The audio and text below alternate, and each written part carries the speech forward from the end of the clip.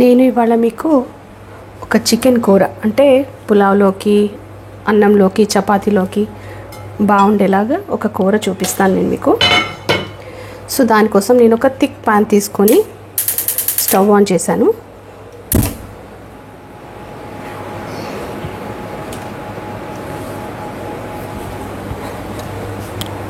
కొంచెం ఆయిల్ వేద్దాం.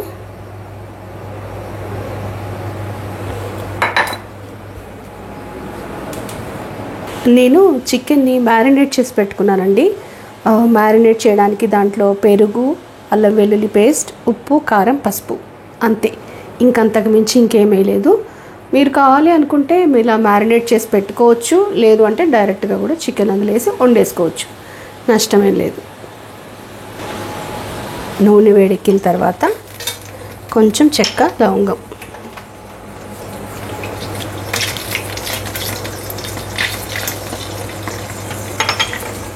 తర్వాత ఉల్లిపాయ, పచ్చిమిరపకాయ. ఉల్లిపాయలకి పచ్చిమిరపకాయలకి కొలతలు ఏం లేదండి.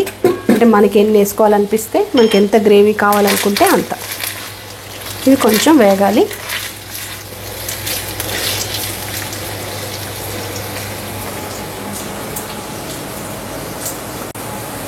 ఉల్లిపాయలు కొంచెం వేగుతున్నప్పుడు 1 టేబుల్ స్పూన్ అల్లం వెల్లుల్లి పేస్ట్. అల్లం వెల్లుల్లి పేస్ట్ 1 స్పూన్ నేను చికెన్ మ్యారినేట్ చేయడానికి కూడా వేసానండి. ఒకవేళ మీరు మ్యారినేట్ చేసి పెట్టుకోవట్లేదు అనుకుంటే ఇక్కడ 2 స్పూన్స్ వేసేయచ్చు అనమాట.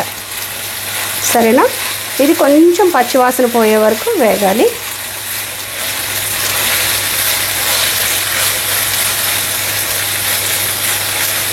ఈ కూర చపాతీతో కూడా చాలా టేస్టీగా ఉంటుందండి. ఒకసారి ట్రై చేయండి మీరు కూడా. ఇప్పుడు మ్యారినేట్ చేసి పెట్టుకున్న చికెన్ ఇందులో వేసేసుకుందాం.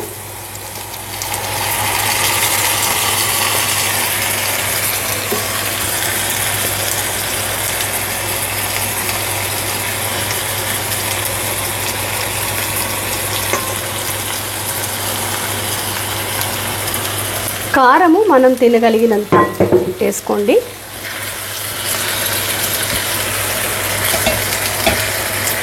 ఇప్పుడు కొంచెం బాగా కలిసేలాగా కలపాలి.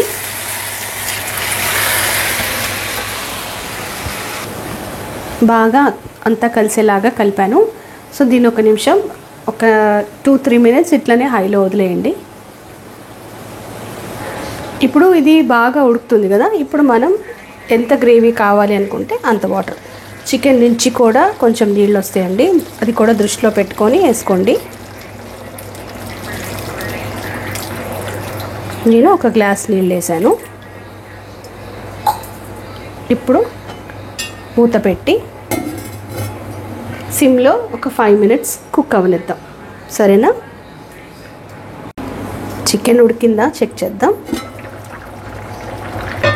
ఓకే,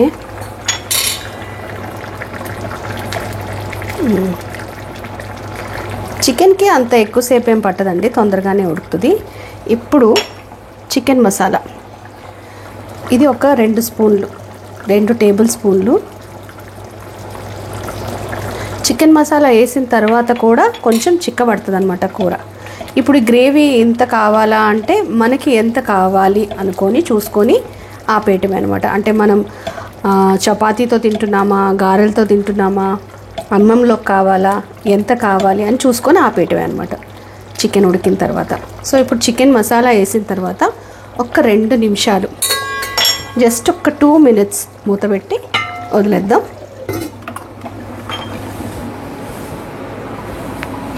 టూ మినిట్స్ అయ్యింది.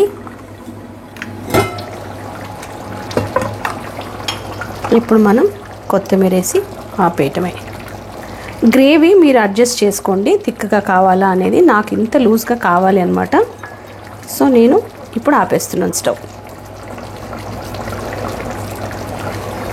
ఓకేనా? అయిపోయింది. మీకు నచ్చిందా? చాలా సింపుల్గా అయిపోయింది కదా. ఒకవేళ మీకు నచ్చితే మీరు కూడా ఖచ్చితంగా ట్రై చేయండి. ఇది గారెల్లోకి ఇంకా చాలా బాగుంటుంది, అన్నంలో కూడా తిన్నా బాగుంటుంది. సో మీరు ఒకసారి ట్రై చేసి మీకు ఎలా కుదిరిందో చెప్తారనుకుంటున్నాను. ఒకవేళ మీకు ఈ రెసిపీస్ నచ్చుతున్నట్టయితే మీ ఫ్రెండ్స్కి షేర్ చేయండి. అండ్ ఇంతసేపు ఓపిక్గా చూసినందుకు థ్యాంక్ యూ సో మచ్.